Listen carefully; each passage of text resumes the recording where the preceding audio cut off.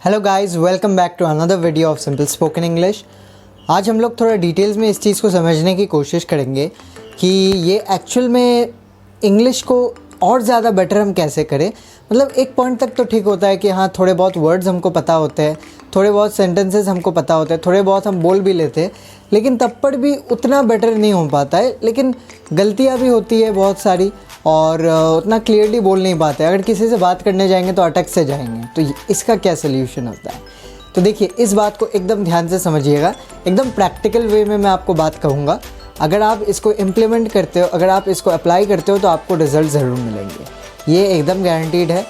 आपको बस सही से प्रैक्टिकली अप्लाई करना होता है, जो कि मैंने समझा है। देखिए, इन्फॉर्मेशन और गाइडेंस तो ऑल ओवर द वर्ल्ड होते ही है, तरह तरह के गाइडेंसेस होते हैं, लेकिन एक ही जगह जहां हम लोग चूक जाते हैं वो है अप्लाई करने में या इम्प्लीमेंट करने में। अगर हम उसे सही से इम्प्लीमेंट करते रहे, मतलब जैसा कि मैंने पिछले कुछ वीडियोस में कहा था, अगर आपने इंग्लिश को अपने ज़िंदगी का एक हिस्सा बनाया हुआ है तो आप उसको छोड़ेंगे नहीं। आप उसको छोड़ेंगे नहीं मतलब आप थोड़ा थोड़ा करके आगे बढ़ेंगे। अगर 1% करके भी डेली थोड़ा थोड़ा करके इम्प्रूव करते हो तो it's a big achievement, right?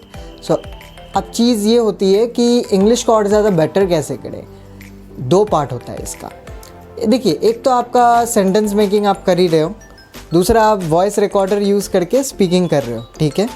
ये दो चीज़ आप कर रहे हो। तीसरा चीज़ आपको ये समझना है कि थोड़ा सा लिसनिंग भी करना पड़ता है। मतलब कुछ इंग्लिश वीडियोज़ होते हैं, उन वीडियोज़ को आप अगर देखोगे तो उससे आपका क्या होगा, आपका आइडिया क्लियर होगा। देखिए, यूट्यूब में ढेर सारे ऐसे वीडियोज़ हैं जो कि छोटे छोटे वीडियोज़ इंग्लिश में अवेलेबल हैं, जो कि आप देख सकते हो। स्टार्टिंग में मैं जब देखना स्टार्ट किया, मुझे समझ में कुछ भी नहीं आता था, उतना अच्छे से नहीं आता था, लेकिन करते करते मतलब उसको देखते देखते जैसे वीडियो में मेरा इंटरेस्ट बढ़ा, मुझे देखने में मज़ा आता था। जो कंटेंट था जिससे रिलेटेड था वो देखने में मज़ा आता था। तो उसके बाद समझ अपने आप आने लगी। फिर उसमें जो नए नए वर्ड्स यूज़ होंगे ना, नए नए तरीके से इंग्लिश को यूज़ होंगे, वो आपके दिमाग में बैठने लगेगा। उससे आपका इंग्लिश का नॉलेज और ज़्यादा एक्सपैंड करेगा और ज़्यादा बढ़ेगा। तो ऐसे आपका नॉलेज बढ़ता है। एक हो गया लिसनिंग प्रैक्टिस से, दूसरा सेंटेंस मेकिंग से, ठीक है? सेंटेंस मेकिंग, आप जितना सही सेंटेंस बनाओगे, तो स्टार्टिंग में आप खुद से बनाने की कोशिश मत करो, ताकि क्योंकि आपको पता नहीं चलेगा कि आप खुद से सही बना रहे हो या गलत। तो जितने भी करेक्ट सेंटेंसेस ऑलरेडी अवेलेबल है इंटरनेट पे, आप सर्च करके गूगल में सर्च कर सकते हो सिंपल इंग्लिश सेंटेंसेस या English sentences used in daily life. ऐसे करके आपको बहुत से सेंटेंसेस के लिस्ट मिल जाएंगे, ठीक है? ये एक तरीका होता है। दूसरा तरीका, कोई भी आप आर्टिकल आप पढ़िए, जैसे कि हेल्थ रिलेटेड आपने कुछ टाइप किया, बेनिफिट्स ऑफ बनाना, सपोज़ मैं एग्जांपल दे रहा हूँ, तो उसमें बहुत से आर्टिकल्स गूगल में निकल जाएंगे। किसी भी एक में क्लिक करेंगे तो इंग्लिश में पूरा आर्टिकल मिलेगा आपको, उसमें से कुछ 2-3 सेंटेंसेस आप उठा सकते हैं। लेकिन ये वाला पहले मत कीजिएगा। पहले आप सिंपल सेंटेंसेस, मतलब आसान सेंटेंसेस ही देखिए। वो उसके लिए आप गूगल में टाइप कर सकते हैं सिंपल इंग्लिश सेंटेंसेस या English sentences used in daily life, जैसा कि मैंने कहा।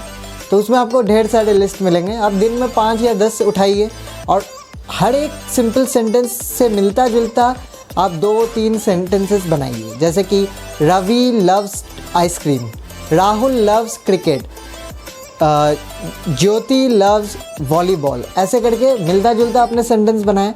तो ऐसे ही करके हर एक सेंटेंस के लिए मिलता जुलता 3-4 सेंटेंसेस आप बनाइए। इससे भी आपको क्लियर होगा और करेक्ट सेंटेंस बनाने की आदत लग जाएगी। पहली बात, आपको करेक्ट सेंटेंसेस बनाने की आदत लग गई और आपने इतना ज़्यादा किया, हर दिन किया या रेगुलरली आपने किया, अब देखिएगा आप खुद से आपके अंदर एक आइडिया आ जाएगा कि हाँ, खुद से आप सेंटेंसेस बनाने लगोगे। यहीं पे मज़ा आता है, ठीक है? क्योंकि आपने करेक्ट सेंटेंसेस में टाइम दिया है अपने आप को। अब आप खुद से सेंटेंसेस बनाओगे, अब आप देखोगे कि आप बहुत अच्छा बनाओगे। थोड़ी बहुत गलती भी होगी तो देखिएगा, आप करेक्ट सेंटेंसेस नोट डाउन करने की आदत को कभी मत छोड़िएगा। उससे आपका जो थोड़ा बहुत गलती होता भी है, वो भी आने वाले टाइम में आपका कमता रहेगा, बेटर होगा, ठीक है? और वॉइस प्रैक्टिस जो मैंने बोला है, आप वॉइस रिकॉर्डर यूज़ करके इंग्लिश में बात कर सकते हैं। बस अपने फीलिंग्स को एक्सप्रेस कीजिए। उससे क्या होगा, देखिए, आप लिसनिंग प्रैक्टिस कर रहे हो। लिसनिंग में क्या हो रहा है, आपको आइडिया हो रहा है कि कैसे एक बंदा बात कर रहा है कॉन्फिडेंटली। तो आप कॉन्फिडेंटली बात करना सीख रहे हो, आप उसको प्रैक्टिस कर रहे हो। और ये बिल्कुल भी मत सोचिएगा कि वॉइस रिकॉर्डर में आपको एकदम परफेक्टली बोलना है। ये प्रैक्टिस का राउंड है, ये समझिए जैसे क्रिकेट के लिए प्रैक्टिस नेट प्रैक्टिस होता है, वैसे ये नेट प्रैक्टिस है आपका, इंग्लिश का नेट प्रैक्टिस। कहा आप इसको अच्छे से प्रैक्टिस कीजिए, गलतियाँ होती है होने दीजिए, ग्रामर के बारे में बिल्कुल भी बोलने के टाइम में कोई ग्रामर वगैरह कुछ नहीं सोचना चाहिए, मैं ये मानता हूँ। बोलने के टाइम में बस अपने आप को बोलने में फोकस करें। वो तो सेंटेंस मेकिंग के टाइम में हमें सोचना चाहिए कि सेंटेंसेस ग्रामेटिकली करेक्ट बन रहे हैं कि नहीं, तब देखिएगा आपके मिस्टेक्स बोलने के टाइम में भी धीरे धीरे कम होते रहेंगे, क्योंकि आपने अच्छे से प्रैक्टिस किया हुआ होगा, आपने सेंटेंस मेकिंग किया होगा और आपने लिसनिंग प्रैक्टिस भी किया होगा। तो इन सारी स्टेप्स को अगर आप सही से फॉलो करते हो और इम्प्लीमेंट एक्चुअल में करते हो तो मेरे भाई या मेरी बहनें बिल्कुल ऐसा नहीं हो सकता है कि आपकी इंग्लिश इम्प्रूव ना हो। So implement these steps and get ready for a better English. Thank you.